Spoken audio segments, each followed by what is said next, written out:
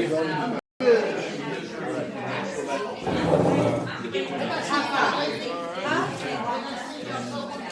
somewhere. How you doing? You're doing? But that would really make a lot of sense to me. Okay. Good morning.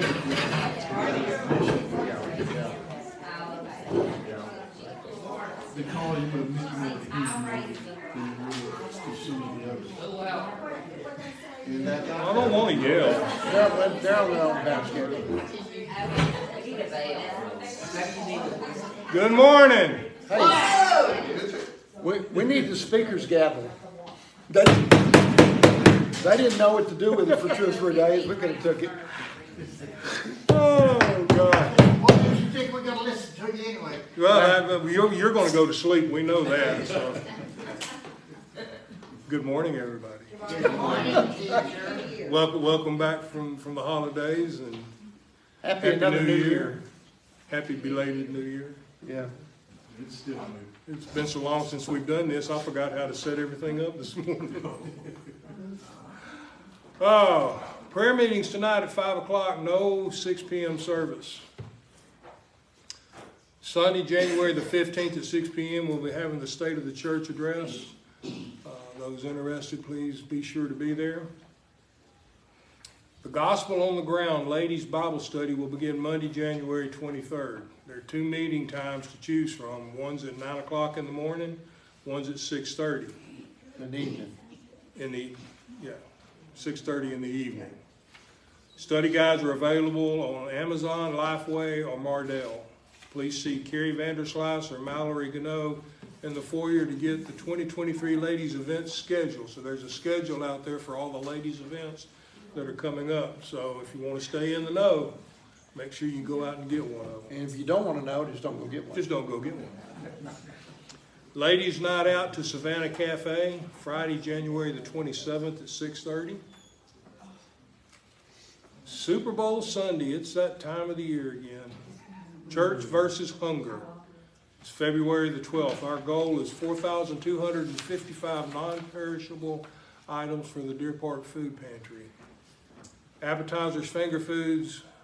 Bring appetizers and finger foods to the fellowship hall for after the service. That's on February the 12th. What you snickering about? He said take out the stuff we can't eat because we started the meal plan Monday. That we cannot eat. That's what's bad about New Year's. I looked up and he was back there going, yes. Recharge Escape 2023 for students currently in the 6th through 12th grade. It'll be February the 17th through the 19th at Piney Woods Camp, Wood Lake, Texas. Cost is $150 per student. You can complete on-ride What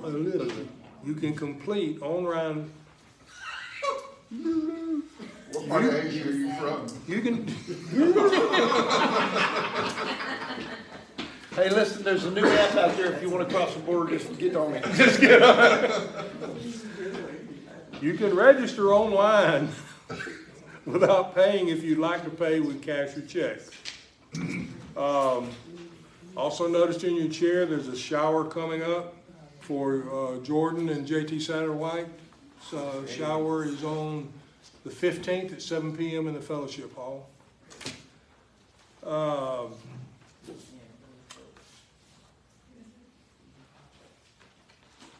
That's so little. We have missionaries here today. The Valbuena family from the Philippines.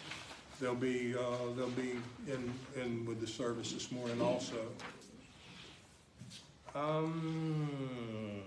Guess that's it.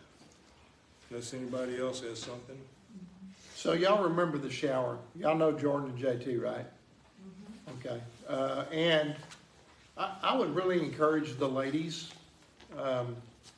There's a handful of y'all that go to Savannah's anyway, so that's coming up on the 27th. But I'd encourage all of y'all to go get one of those schedules. Yes. And support that and be part of that. because believe it or not, them young ladies out there, they could use a little wisdom. And we got a whole lot of it in this room. Well, we have y'all got it covered. We're gonna stay home. We only go out in the daytime. Oh. Anyway, y'all, I would encourage y'all to sign up, to get the list and try to go as much as you can and be part of that, all that good stuff. Do we have any prayer requests? Oh, hands going up. Ron. I have a very close friend that had to go to the hospital last night with congestive heart failure. His name's Alan Samo. Say it again. Alan Samo, S-A-H-M-E-L. S-A-H-M-E-L. S-A-H-M-E-L. Okay. I've known him ever since my old Central Baptist days in Pasadena when I was a teenager. Anyway, I have not heard an update on him yet, but he's got other health problems, so that makes it concerning. Becky. Karen Philman had her surgery to fix her collapsed uterine wall in her bladder and on Wednesday, and she's doing really, really well, except Karen's not one of those people that can be down very long, and so she's doing things she shouldn't do, and the doctor said it's very critical that she doesn't live, she doesn't do a lot of bending and stuff, and so she just needs to slow down a little bit. So just, What's the date? today's the 8th. What is the date of the surgery? It was Wednesday. Oh, this past Wednesday, Yeah, it was okay. Wednesday. I can't write unless at the same time evidently. Anybody else? Les? Yeah, Sharon's gonna have a laser eye surgery Wednesday, so. Good for you, it works well. Yes. Angie?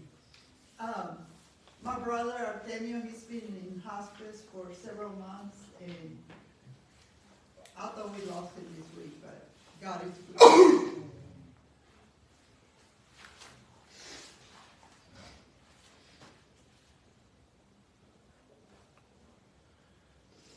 Anybody else? I got a praise, Brother Allen. I'm here and I'm able to walk, so. And I'm glad to see you too. Yes. Lori's, going to the doctor tomorrow with her kidney stone to find out what they're, hopefully it's gone, I don't know. Anyway, Bless you. she goes tomorrow. Melissa? Go ahead. Cowboy. He's gonna Yes, cover. Carly started her chemo and her radiation this past week, so we'll see how that goes. Dubious? His granddaughter. No, my No, daughter. daughter, I'm sorry. Yeah. Carly? That was the one I was gonna say. Oh, okay. Oh, and I forgot Tommy's sister Ginger.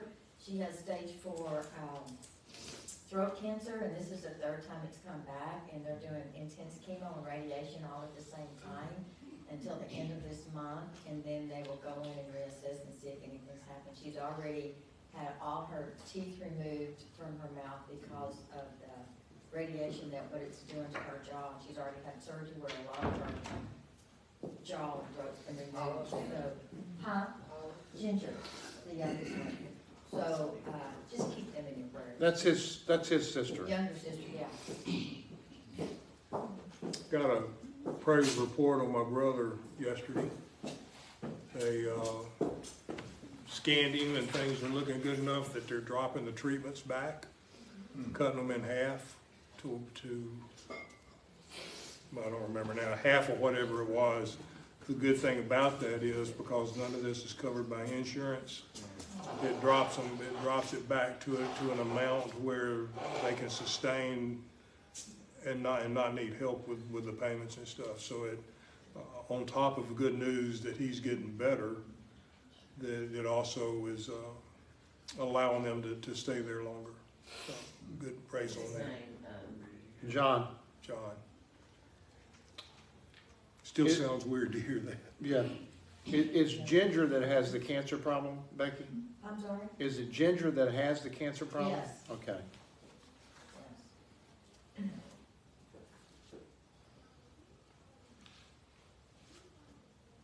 Let's pray.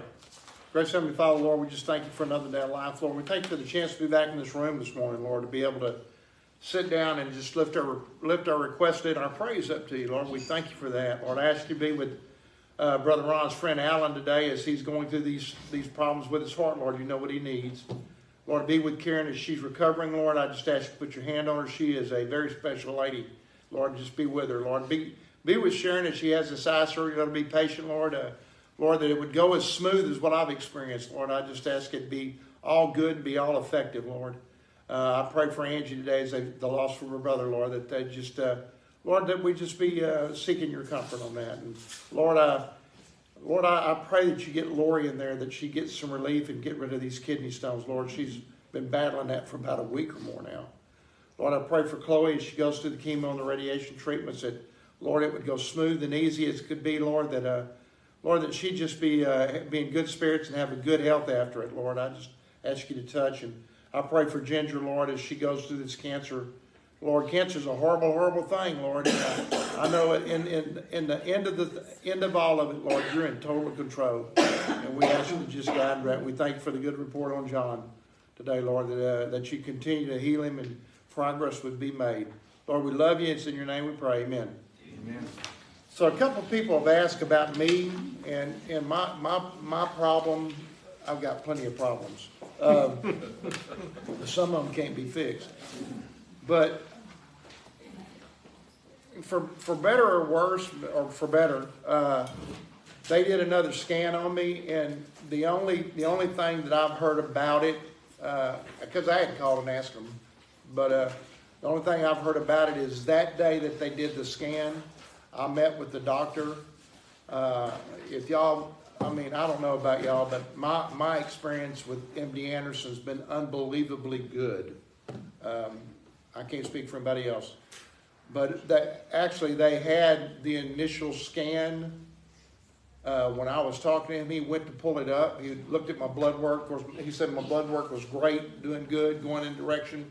We needed to go in, and so long story short, he was able to pull up the initial scan, do a comparison of the one in August and the one in December, and his words were, let me see, much better.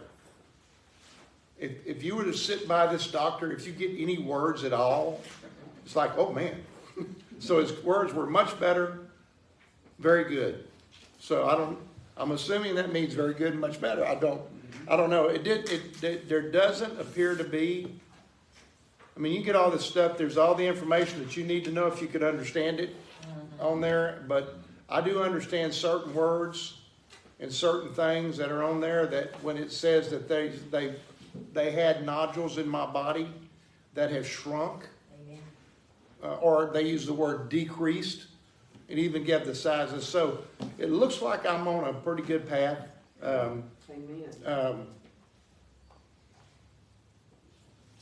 I'm trying to, I mean, I haven't said a whole lot to anybody because that's it. I mean, he hasn't told me the true diagnosis of it.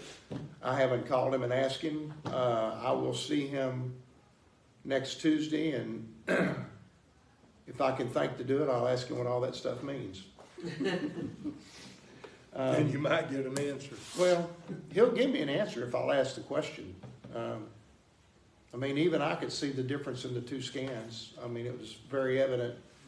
If you know what you're looking for, there's just was spots in the scan. That just spots everywhere in that scan, and that's the cancer, and it had decreased significantly. So, anyway, it's going well, and at the end of the day, as long as I can tolerate the medicine, we'll just keep doing what we're doing. How often do you have to do that? I'm taking 2 pills a day until the Lord intervenes. 2 pills a day probably for the rest of my life, or as long as I can tolerate them. And then I'm going now once a month for an infusion. Right. That pretty much lasts all day long. But hey, it's working. We got no complaints. There's a whole bunch of people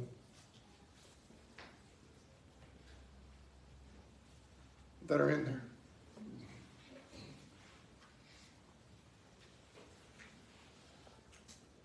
Way worse than I am. I'm done.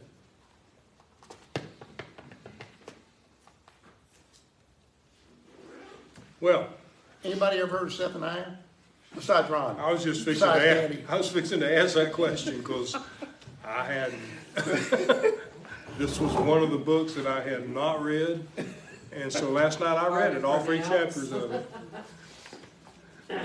I don't even have a mark in that book. I don't have a mark, I don't have a highlight, I don't have nothing in there. It's only about this long. It's about as long as Joel. Yeah.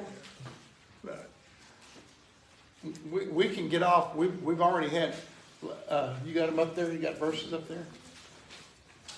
Before we get off into it, let's just read some verses. Because once we get off into it, it could get fun. Anybody want to read? Anybody? Melissa, read please. For then will I turn to the people of your language, that they may all call on the name of the Lord to serve him with one consent. From beyond the rivers of Ethiopia, my suppliants, even the daughter of my dispersed shall bring mine offering. In that day shalt thou not be ashamed for all thy doings, wherein thou hast transgressed against me. For then I will take away out of the midst of thee them that rejoice in their pride, and thou shalt no more be haughty because of my holy name. I will also lead in the midst of thee an afflicted and poor people, and they shall trust in the name of the Lord. The remnant of Israel shall not do iniquity, nor speak lies, neither shall a deceitful tongue be found in their mouth. For they shall feed and lie down, and none shall make an offering. Okay. Danny, would you, I was going to tell you to go into Isaiah and look at Isaiah chapter 2. 1 through 5.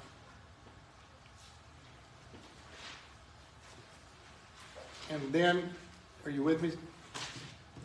Let's be looking at Romans 10, 12 through 14. Romans 10, 12 through 14. And when we get through with Isaiah 2, 1 through 5, Danny, just flip on over a few more pages to Isaiah 6, verse 5. You may know that one. I didn't give these to Brad, so that's my bad. So, I don't know if y'all, for sure, truly and honestly, Brad asked me, I don't know, Tuesday or Wednesday, maybe Thursday, he said, have you looked at the lesson? I said, yeah, I looked at it.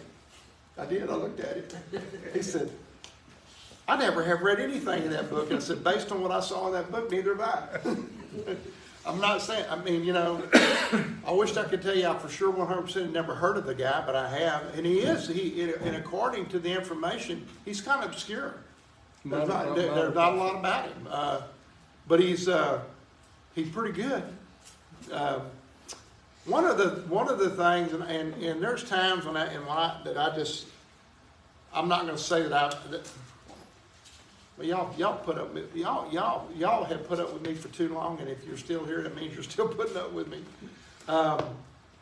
There's just things that I get off into that because we've talked about this over the last couple of years about prophecy and things like that. And the second coming, we had a lot of lessons on that, and so I jump off into reading this and we're like. So I'm thinking, like, why didn't we study this in Bible study when we were looking at the prophecies of the end times? We looked at Joel and looked at some stuff, but we didn't look at him. And I do remember Brother Ron alluding to it when we were in the Bible study. He even wrote some stuff and put it out on Facebook. I do remember that. But one of the things, when I get into this stuff that I've not looked at before, I'm flipping back and forth between some notes, thank goodness, that I kept, and some looking at Wearsby and looking at all the different things I had. And it took me really to nail down, and I know this sounds bad to some of these guys, but it took me really till this morning to nail down 100% that I could say what I'm fixing to say. So for sure, after talking to Brother Olive this morning, there's some discussion in here. He mentions the day of the Lord. Joel mentions it. That's all he talks about. And when he says the day of the Lord, if I understood it right, I understood Brother Ron right, we're talking about the end of times, from the beginning of the start of the millennium and the tribulation to the second coming. That's what he's talking about. We discussed it, it's the end of the Great Tribulation, the end of the millennium is what Zephaniah talks about. Okay. He uses the term a little differently. Okay, So so you'll notice that by the different groups of people he's talking about here in this passage. that's right. So the first thing that I didn't know that I learned was in the first 2 verses. If you look at the lesson, it's called the kingdom age. I'm looking at Brother Ron. Did you hear me? I heard you, I just had to scoot around and get my body in place. Well, you already told me you don't hear half the stuff we say. That's half of it you tune out, and half of it you just kind of listen to it. But it's talking about the kingdom age. So I validated that and looked at that. And let me tell you what I found about that. This is an age and a time, and Zephaniah is talking about this in verses 9 and 10.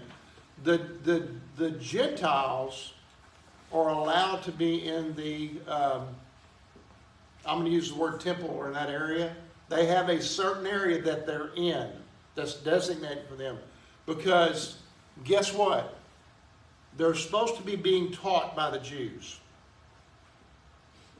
That's a picture of or a sign of exactly what we should be doing as Christians. We should be talking to the lost, okay? At this point in time, Zephaniah is wearing them out because they have moved the Gentiles out of their area and they've opened up like a marketplace or something. And in other words, the Jews are not doing what they're supposed to be doing. They're corrupt. They're useless. Useless is a good word. They're pretty much useless. And Zephaniah is on them about it, to say the least. So number one, they're allowed to be there. They're also supposed to be being taught, which they're not. And one of the things that he alludes to is there's only one way to get to where you need to be. And my study says he's alluding to that time. I may have got this wrong. I mean, there's only one way to get to heaven. It doesn't matter who you are. It don't matter what time you lived in. It's prophesied. The Messiah is prophesied almost all through the Old Testament. Okay?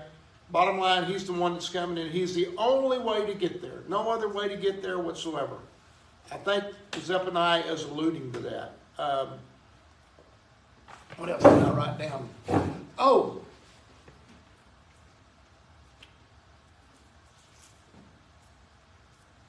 I've got to where I quit saying this because I hear a lot of people saying it.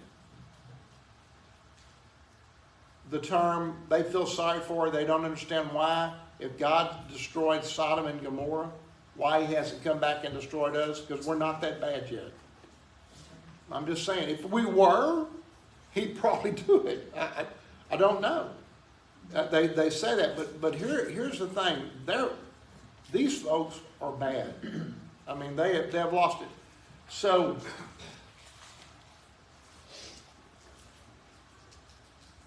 everything that they're doing, and they're going through the processes, some of them, and it's all for show. And basically, he used the term, he says, and Melissa read it, for then will I turn to the people, then will I turn to the people. And when he says people, he means everybody. Jews and Gentiles alike. He means everybody. And give them, I turn to the people a pure language. These folks are so bad and so corrupt, there's nothing that's coming out of their mouth that's acceptable to the Lord. Nothing. It's because it's all vain, self-centered, all for show. I'm not going to get into it like I've done before. They're so steeped in sin that nothing they say is effective. God's not even listening to it. He says, until I do what I'm going to do, until I get things the way I want them, and when I do, then will I take my people and give them a pure language. It made me think about a couple of things. Danny, I gave you Isaiah 2, 1 through 5. If I give you the right ones, I'll remember why I gave it to you when you read it. the word that Isaiah the son of Amos saw concerning Judah and Jerusalem. And it shall come to pass in the last days that the mountain of the Lord's house shall be established in the top of the mountains, and shall be exalted above the hills, and all nations shall flow unto it. And many people shall go and say, Come ye, and let us go to the mountain of the Lord, to the house of God of Jacob. And he shall teach us his ways, and we will walk his paths. For out of Zion shall go up forth the law and the word of the Lord from Jerusalem. And he shall judge among the nations, and shall rebuke many peoples, and they shall beat their swords into plowshares, and shears into pruning hooks. Nation shall not lift up sword against nation, neither shall they learn war any more. O house of Jacob, come ye, and let us walk in the light of the Lord. The key reason that I read that, or had Daniel read that, is Isaiah says they'll come every nation. It isn't just the Jews. It's every nation. That's why I said a minute ago, when he says people, he's talking to everyone. So Isaiah says the same thing. Last Romans, everybody knows these verses. It's good to read them every now and then. Romans 10, 12 through 14. Romans 10, 12. I thought it was Romans 12. Okay, let me back up. I'm good. Yeah, we're going to learn sign language in this class. Right. Sure, even like that one. For there is no difference between the Jew and the Greek, for the same Lord over all is rich unto all that call upon him.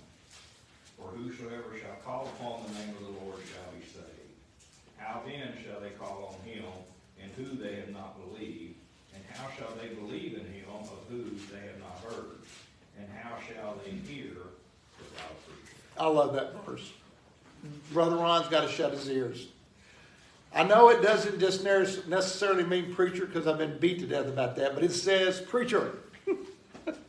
But any teacher, how is anybody going to hear anything if we don't tell them? If we don't tell them. But the key thing is in those verses it says Jew and Greek. It's everybody. Who gets to come to the Lord? Whosoever. Whosoever calls on his name. This is some of my favorite verses that Danny's going to read here in just a second. But I want you to think about, if you can just even imagine, I can't even fathom, just try to imagine how bad these people are. They're bad, okay? Zephaniah, I'm sorry. Well, that's the thing about this book. And like I said, I hadn't read it. If you read it, it's only 3 chapters. And the first 2 chapters, especially the first chapter, is a gut punch. I mean, it's literally a gut punch. He is telling them just exactly how bad they are. And just in case they didn't understand, he tells them again. He tells them again. He repeats it. They're so bad, they need to hear it twice. Or more. Yeah, Or more. in chapter 2, verse 9, it says, Therefore, as I live, saith the Lord of hosts, the God of Israel. That's a pretty strong statement. God is here. And he's saying, as I live, as he lives. It's true. Yeah. You better pay attention. There's a lot of the verses, and if you read that, and even in these verses that we're looking at, I think the last 3 verses we look at, I might be wrong about that, but it's God speaking directly. It isn't just Zephaniah. It's God speaking directly. I just think about how bad they are, and here's the deal: we sometimes these. I mean, we know this through the New Testament, and I'm assuming it sounds like to me the same thing is going on here. These guys are so haughty and full of themselves, they think they're something. And Zephaniah tells them, you're not anything. I mean, you're bad. But here's the way that we all, whether it be them or anybody else, here's the way that we all, good, bad, or indifferent, should approach the Lord. 6:5. I would like for you to read it all, but just read 6:5, Isaiah 6:5. Then said I, Woe is me, for I am undone, because I am a man, because I am a man of unclean lips, and I dwell in the midst of the people of unclean lips. For mine eyes have seen the King, the Lord of hosts. That's Isaiah that's Isaiah speaking. I mean, we all know who he is, but he's telling him, I'm not worthy to talk to you. My lips are unclean. My lips are unclean, and I live with unclean people. So I'm not worthy to speak. Of course, we know that the cherubim comes down, puts the coal, and cleanses him where he can talk. And that's how the Lord does. But that just instantly popped into my mind when he used the term pure language. And I would assume even Isaiah, because nobody's perfect. We've discovered and we've discovered, studied, and rediscovered, and understood, and completely understand now there's only one perfect person in the Bible, and he died on the cross. There was a lot of good guys, lots of good guys. Noah was a good guy. But they were all born into sin. That's right.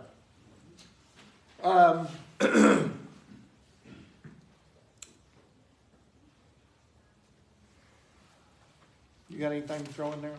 I'm gathering my thoughts. No, the first two chapters was tearing them down.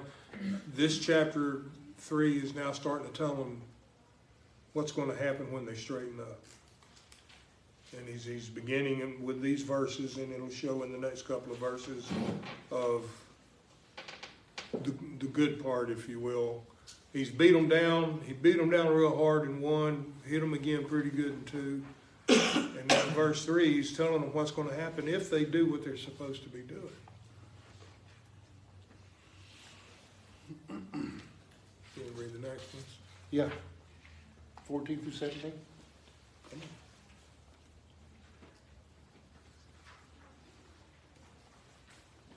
on. Well, I'm trying to get it. It's not wanting to. There we go. Sing, O daughter of Zion, shout, O Israel. Be glad and rejoice with all the heart, O daughter of Jerusalem. The Lord hath taken away thy judgments. He hath cast out thine enemy, the King of Israel. Even the Lord is in the midst of thee. Thou shalt not see evil any more. In that day it shall be said to Jerusalem, fear thou not, and to Zion, let not thy hands be slack. The Lord thy God in the midst of thee is mighty. He will save. He will rejoice over thee with joy. He will rest in his love. He will joy over thee with singing. Okay. The one key verse in here, all of it's good. The one key verse in here, Zephaniah is telling them, or it may be the Lord telling them. It says here, sing, O daughter of Zion. And if I'm not mistaken, that's a reference to the people. Okay? Shout. This would help. I got my eyes fixed, but not directly to reading. Sing, O daughter of Zion. Shout, O Israel. Be glad and rejoice with all the heart, O daughter of Jerusalem. Okay.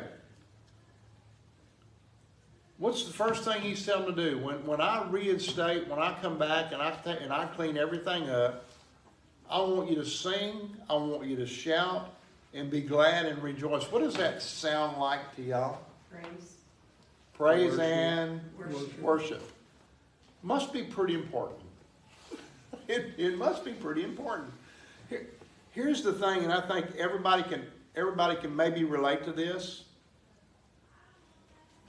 Have you ever had anything happen to you so good it made you yell?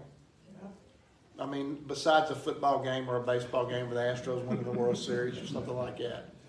None of that's any reason to shout, is it? Think about that. He said, when it's going to be so good, I want you to sing, I want you to shout. I'm just glad you didn't say sing and dance. No, dance, we're out of dance. If you ever heard Ray Stevens, you know what I was talking about. Yeah. Anyway, my mind is a terrible thing to waste. Sing, O daughter of Zion, shout, O Israel, be glad, rejoice. It sounds to me, and I know that we know this, but it sounds to me that praise and worship and rejoicing is all pretty important. And that's probably a very good way to start our Sunday morning services. because it's a chance to lift up your, it's a good thing. That would imply he's got a weakness. It's a good thing he doesn't care what we sound like. But he does ask us to sing and rejoice and be glad and shout. So, I know people can holler. I've heard them. And on that, it says with their whole heart. With, A lot of times there's not a lot of singing and praising with their whole heart. it says that? Yeah, it says with their, With all their With heart. all the heart. Okay. I'm just talking in general. Not a lot of people sing with all their heart. I don't disagree with that. Let's look at I mean, something. everything that he said here, this is all the good stuff. He's taken away thy judgments. Cast out the enemies. Doesn't say what enemy, but he's cast out the enemy. And the good part about the next two, that verse and the next two verses, he's telling you, I'm here. I'm with you. I will always be with you. I'll always stand with you, and I will protect you. I lied. Well, Which one? Who's he talking in to? context, Who's he talking to? Right, who's he talking to who? Right now? Have we got to that part yet? In these verses. Have we got to that part yet? I mean, I know who he's talking to, yeah. He's talking to everybody. No, No. but hold on. not here, he's not, Yeah, but we hadn't got there yet, but that's okay, go ahead. but not in that part. Go ahead, Danny. He's talking to the remnant that's saved, and Right. and the Greeks and the Gentiles. That's fine. That's But what he he's talking. was talking to the Greeks and Gentiles. We're Earlier. not talking to them right now. Earlier, yeah, Yeah. he's been talking to. The thing about it, where he's talking about right now, it's in the millennium, he's on the mount, he's on the throne, and Israel has gathered around him. See, this is why I'm a dispensationalist. Now, That's a that good may thing, not y'all. That's a good thing. Y'all be- may. Well, I'm trying to explain Some of y'all don't something here. understand that word, but that's okay. But here's the deal, and I was telling the preacher about this week, that was getting all upset about dispensationalism. I said, look, I was taught by one of the greatest teachers, in my opinion, there ever was, Dr. Rick Schrader, out in California. And he told me in my first theology class, he said, prophecy is 20/20 hindsight.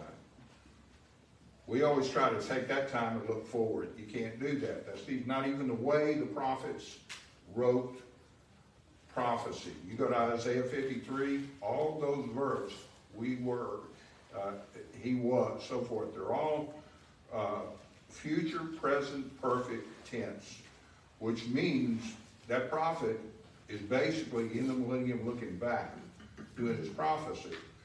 So when you look at this, you have to understand the dissection of what he's talking about in time reference. Some of the stuff you were talking about earlier in the book was specifically for the time of Zephaniah in the temple.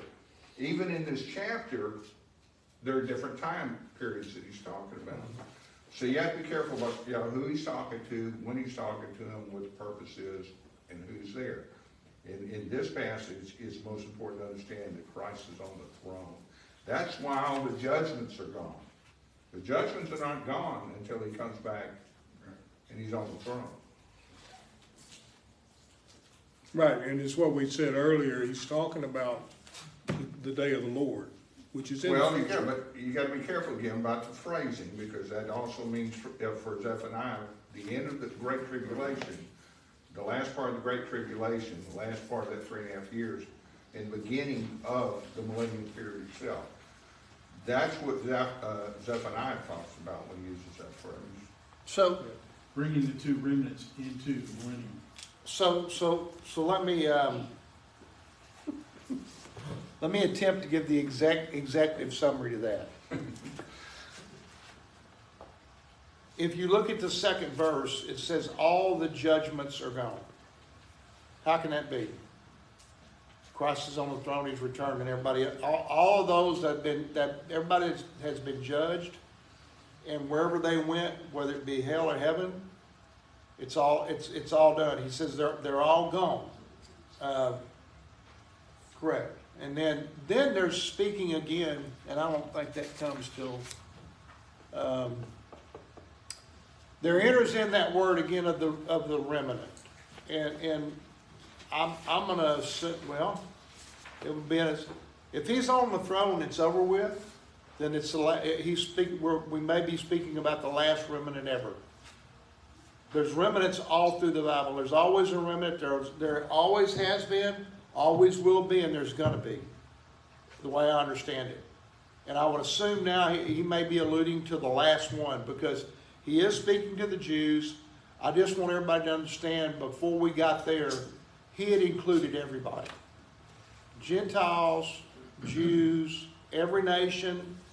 One of the things that I read, the covenant he made with Abraham is fulfilled. He would be the father of many nations. So that was kind of thrown in there too.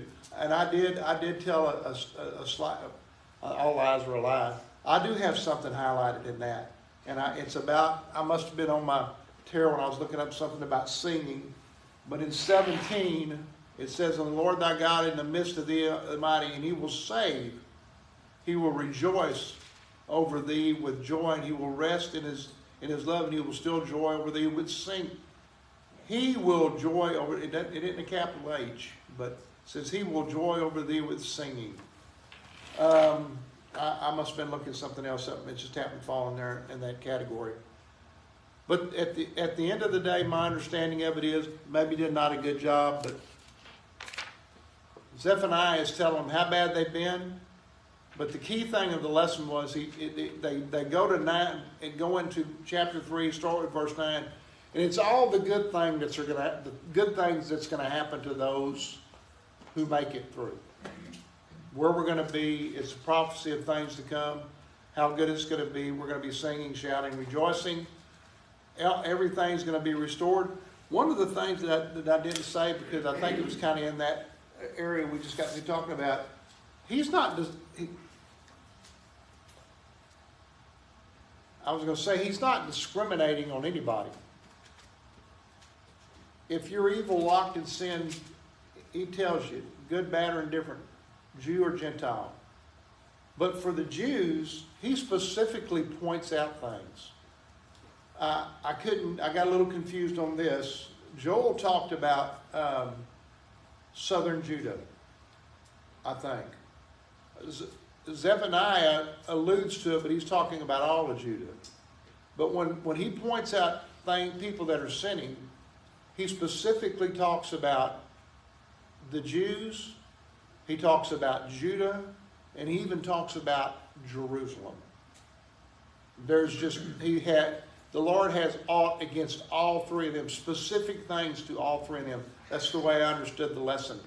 One of the last or second things he mentioned was Jerusalem, because that's the holy city, that's the great city, and things are good, are supposed to be happening there, and they've corrupted it completely.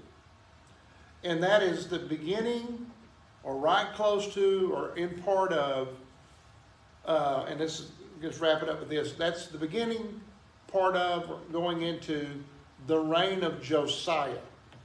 And if you remember and read about Josiah was put in there as a king at a very young age. He's the one that they brought the scrolls that they found in the temple, and they brought them to him, and he read them and wept and rent his clothes. As he gets older, he starts turning Jerusalem back to God, tearing down altars, tearing down idols, and somewhere right in the beginning or part of that is Zephaniah. He's part of that.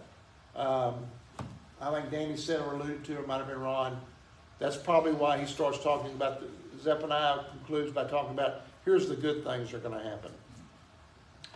And like I said, I'm going to end it there, but we all know even after Josiah, they fall apart again. Sound familiar like us? Billy, close us, please. Heavenly Father, thank you so much for bringing us together this morning. We look forward to it.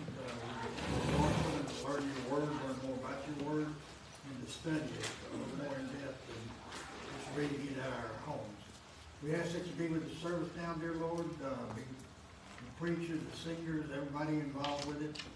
Lord, if there's anyone here that is lost today, we ask that they do not Amen. go home without you. We ask these things in your name. Amen. Hey, if you don't